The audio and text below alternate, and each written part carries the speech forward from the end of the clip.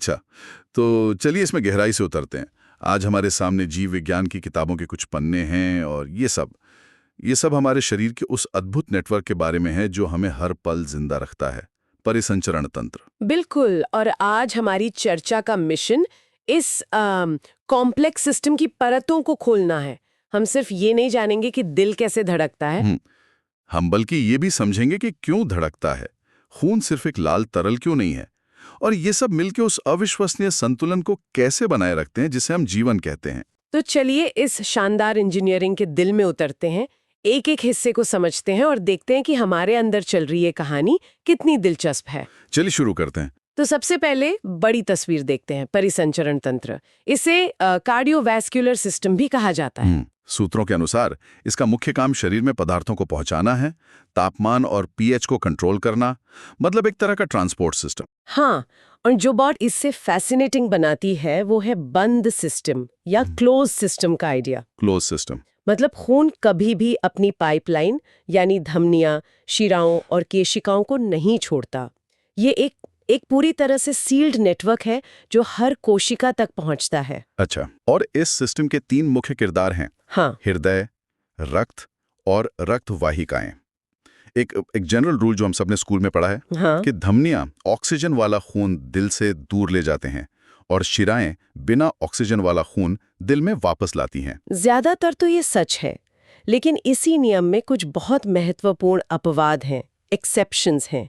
और असल में यही एक्सेप्शंस इस सिस्टम की असली प्रतिभा को दिखाते हैं। प्रतिभा या फिर एक तरह का जुगाड़। क्या ये सिस्टम शुरू से ही ऐसा डिजाइन किया गया था या ये इवोल्यूशन के क्रम में बनी एक जटिल और थोड़ी अजीब व्यवस्था है? बहुत अच्छा सवाल है। इसे जुगाड़ कहना शायद ठीक नहीं होगा, ये विकास का एक बेहतरीन उदाहरण है। सिस्टम ने मतलब मौजूदा स्ट्रक्चर्स को ही नए काम के लिए अडेप्ट कर लिया। अच्छा, ये दिखाता है कि प्रकृति कैसे कुशलता से काम करती है। चलिए, जब हम दिल की कार्यप्रणाली को समझेंगे तो ये और भी साफ हो जाएगा। ठीक है, तो अब इंजन की बात करते हैं। हमारा दिल ये एक खोखला 4 कक्षीय पंप है जिसका वजन लगभग 280 से 335 ग्राम होता है। ये सिर्फ एक पंप नहीं है, बल्कि एक बेहद एडवांस्ड मशीन है जो मांसपेशियों, कनेक्टिव टिश्यू और छोटी ब्लड वेसल से बनी है और हमारी छाती में फेफड़ों के बीच सुरक्षित रहती है। तो खून का प्रवाह मतलब ये यात्रा काम कैसे करती है? देखिए, जो ऑक्सीजन रहित खून है, डीऑक्सीजनेटेड ब्लड, हाँ, वो वेना कावा नाम की बड़ी शिराओं से दाहिने आलिंद यानी राइट एट्रियम में एंटर करता है। राइट एट्रियम, ठीक है। सही। फिर ये ट्राइकस्पिड वॉल्व से होकर दाहिने वेंट्रिकल में जाता है। ओके। पल्मोनरी वॉल्व के जरिए पल्मोनरी धमनी में पंप किया जाता है, जो इसे फेफड़ों तक ले जाती है। और यहीं पर पहला अपवाद आता है। बिल्कुल, पल्मोनरी धमनी एक धमनी होते हुए भी ऑक्सीजन रहित खून को दिल से दूर ले जा रही है। अच्छा, तो ये उस सामान्य नियम का उल्लंघन कर रही है। ठीक है, तो फेफड़ों में खून को ऑक्सीजन मिलती है। अब क्या होता है? अब ऑक्सीजन से भरपूर खून पल्मोनरी शिराओं के माध्यम से बाएं आलिंद यानी लेफ्ट एट्रियम में लौटता है। और ये दूसरा अपवाद है। सही पकड़ा, ये शिराएं हैं लेकिन ऑक्सीजन युक्त खून को दिल की तरफ ला रही हैं। वहां से ये माइट्रल वॉल्व से होकर बाएं वेंट्रिकल में जाता है और फिर महाधमनी यानी एओर्टा के माध्यम से पूरे शरीर में पंप कर दिया जाता है। अब मैं समझा। यही कारण है कि दिल का बायां हिस्सा दाहिने हिस्से से ज्यादा मोटा और मजबूत होता है। आपने सही समझा, क्योंकि दाहिने हिस्से को खून सिर्फ पास के फेफड़ों तक भेजना है, लेकिन बाएं हिस्से को पूरे शरीर में पहुंचाना है। हाँ, सिर की चोटी से लेकर पैर के अंगूठे तक, तो उसे कहीं ज्यादा बल लगाना पड़ता है। और दिल की धड़कन, वो लबडब की जानी पहचानी आवाज। एक सामान्य रेस्टिंग हार्ट रेट लगभग 72 बीट्स प्रति मिनट होती है। लब की आवाज एट्रियोवेंट्रिकुलर वाल्व्स के बंद होने से होती है। ट्राइकस्पिड और माइट्रल वॉल्व। हाँ, और डब की आवाज सेमील्यूनर वाल्व्स यानी पल्मोनरी और एओर्टिक वाल्व्स के बंद होने से होती है। तो जब हम ब्लड प्रेशर की बात करते हैं 120/80, तो ये सिस्टोलिक और डायस्टोलिक ही हैं। हाँ, इसे ऐसे समझिए, 120 सिस्टोलिक वो प्रेशर है जब दिल एक मुट्ठी की तरह कसकर खून को बाहर फेंकता है, कंट्रैक्शन का पीक। एग्जैक्टली। और 80 डायस्टोलिक वो कम दबाव है जब दिल आराम करता है और अगली पंपिंग के लिए खून से भर रहा होता है। अच्छा, मतलब रिलैक्सेशन। तो ये एक ही धड़कन के मैक्सिमम और मिनिमम प्रेशर को दिखाता है। हमारे सूत्रों में ये भी बताया गया है कि महिलाओं में हृदय गति पुरुषों की तुलना में थोड़ी तेज होती है और एड्रेनालिन जैसे हार्मोन्स इसे बढ़ा सकते हैं। हाँ, और कैल्शियम आयनों की ज्यादा मात्रा भी हृदय गति को बढ़ाती है। इसी से जुड़ा एक और टर्म है कार्डियक आउटपुट, कार्डियक आउटपुट जो 1 मिनट में दिल द्वारा पंप किए गए खून की मात्रा है। ये लगभग 5 लीटर प्रति मिनट होती है। सोचिए, आपका दिल हर मिनट आपके शरीर का लगभग सारा खून एक बार पंप कर देता है। कमाल है। और इस दबाव को झेलता कौन है? वो तरल पदार्थ जो इन वाहिकाओं में दौड़ रहा है, खून। जीवन का तरल। ये सिर्फ एक लाल रंग का तरल नहीं है, ये अपने आप में एक पूरी दुनिया है। चलिए इस दुनिया के अंदर झांकते हैं। इसका pH 7.4 होता है, यानी थोड़ा क्षारीय, अ लिटिल अल्कलाइन। यहाँ सूत्रों में एक दिलचस्प बात है। एक जगह लिखा है, आमतौर पर मनुष्यों में रक्त शरीर के वजन का 65% बनाता है, और फिर 65%। हाँ, और फिर उसी पैराग्राफ में लिखा है 80 किलो के एक वयस्क में 5 किलो खून होगा। ये तो एक दूसरे के बिल्कुल विपरीत है। 80 किलो का 5.5% तो 52 किलो होगा, 5 किलो नहीं। यहाँ जो आकर्षक बात है वो ये कॉन्ट्रडिक्शन ही है। ये दिखाता है कि साइंटिफिक टेक्स्ट में भी असंगतताएं हो सकती हैं। सही। 80 किलो के व्यक्ति के लिए 5 किलो का आंकड़ा वास्तविकता के बहुत करीब है। रक्त शरीर के वजन का लगभग 7 से 8% होता है, 5.5% नहीं। ओके। चलिए इसके सही घटकों पर आगे बढ़ते हैं। रक्त मुख्य रूप से 2 चीजों से बना है, प्लाज्मा जो लगभग 55% है, और रक्त कणिकाएं? हाँ, जिसमें है लाल रक्त कोशिकाएं, आरबीसीज, सफेद रक्त कोशिकाएं, डब्ल्यूबीसीज और प्लेटलेट्स। पहले प्लाज्मा की बात करते हैं। ये क्या है? प्लाज्मा को आप वो नदी समझिए जिसमें बाकी सब कुछ तैर रहा है। ये 91% पानी है, लेकिन बाकी 9% में बहुत कुछ है। जैसे? इसमें फाइब्रिनोजन जैसे प्रोटीन होते हैं जो थक्का बनाने में मदद करते हैं। साथ ही खनिज, ग्लूकोज, हार्मोन्स, एंटीबॉडीज, सब कुछ इसी में ट्रैवल करता है। ठीक है। अब आते हैं लाल रक्त कोशिकाओं पर। यहाँ एक बहुत ही अजीब बात लिखी है कि इनमें केंद्रक यानी न्यूक्लियस नहीं होता। कोशिका की परिभाषा में ही न्यूक्लियस होता है, लेकिन आप कह रहे हैं कि आरबीसीज में ये नहीं होता। ये तो एक बहुत बड़ा समझौता लगता है। इसका मतलब है कि ये कोशिकाएं खुद की मरम्मत नहीं कर सकती या डिवाइड नहीं हो सकती। बिल्कुल सही। ये एक कमाल का इवोल्यूशनरी ट्रेड ऑफ है। न्यूक्लियस और माइटोकॉन्ड्रिया को हटाकर कोशिका ने ऑक्सीजन ढोने वाले प्रोटीन हीमोग्लोबिन के लिए मैक्सिमम जगह बनाई। अच्छा, जगह बनाने के लिए? हाँ, लेकिन इसकी कीमत उसे अपनी लंबी उम्र से चुकानी पड़ती है।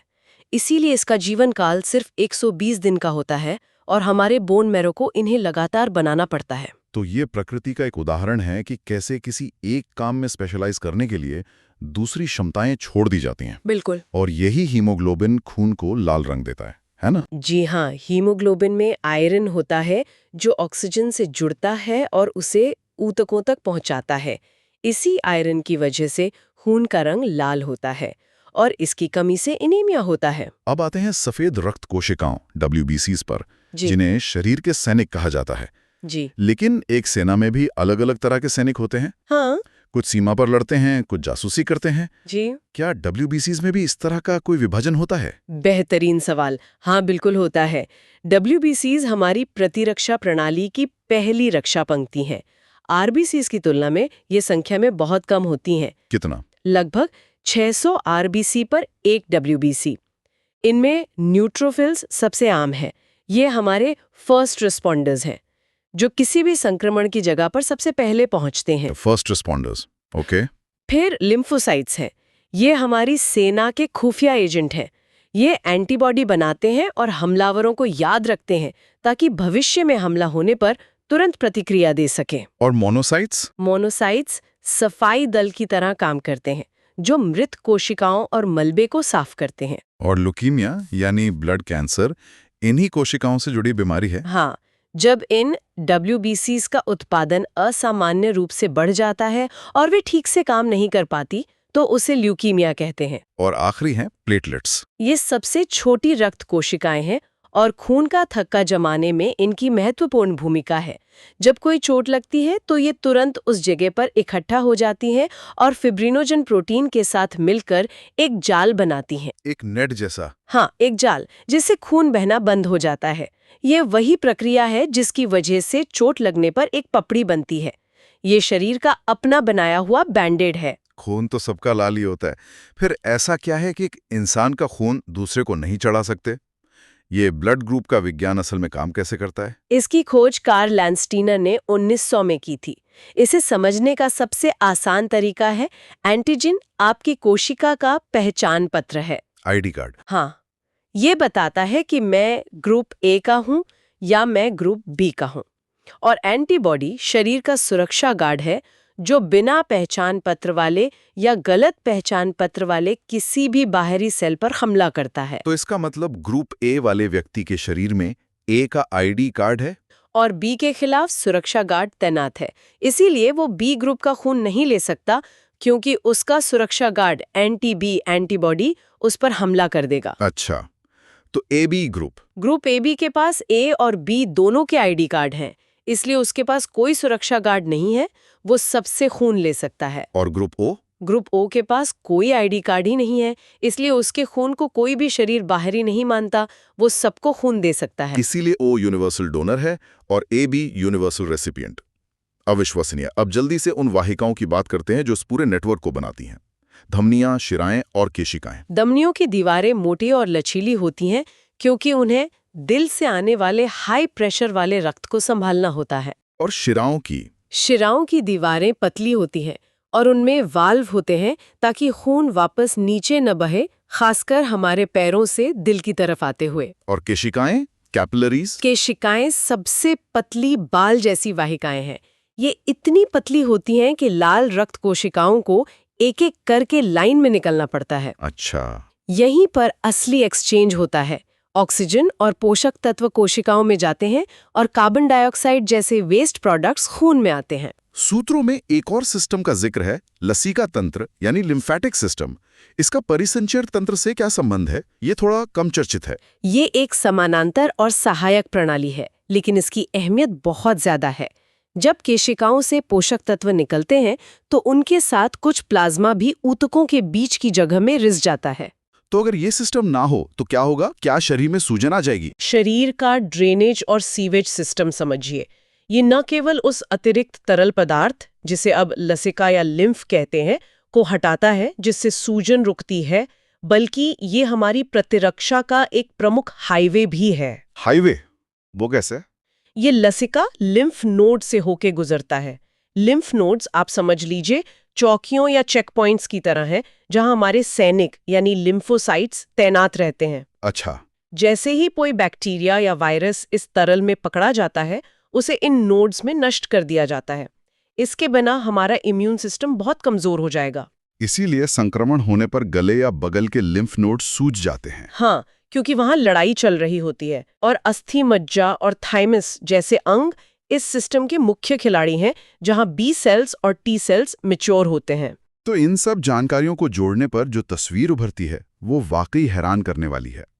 एक शक्तिशाली पंप, एक विशाल परिवहन नेटवर्क, एक बहुउद्देश्य तरल जो जीवन देने वाली ऑक्सीजन से लेकर रक्षा करने वाले सैनिकों तक सब कुछ ले जाता है, और साथ में एक सहायक सफाई और सुरक्षा प्रणाली।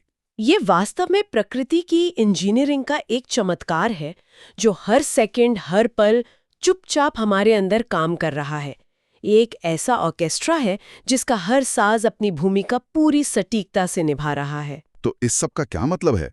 इसने हमें सोचने पर मजबूर कर दिया। इन स्रोतों में एक मजेदार तथ्य है। ग्रे व्हेल का दिल 1 मिनट में सिर्फ 9 बार धड़कता है, जबकि एक हमिंग बर्ड का दिल 1200 बार तक धड़क सकता है। ये एक दिलचस्प सवाल उठाता है। परिसंचरण तंत्र का ये मूल डिजाइन जानवरों के साम्राज्य में इतने अलग-अलग आकारों और जरूरतों के लिए खुद को कैसे अनुकूलित करता है? इसकी भौतिक और जैविक सीमाएं क्या हैं? इस पर विचार करने के लिए एक अच्छा बिंदु है। क्लैरिटी सर्कल, समझोगे तो चमकोगे।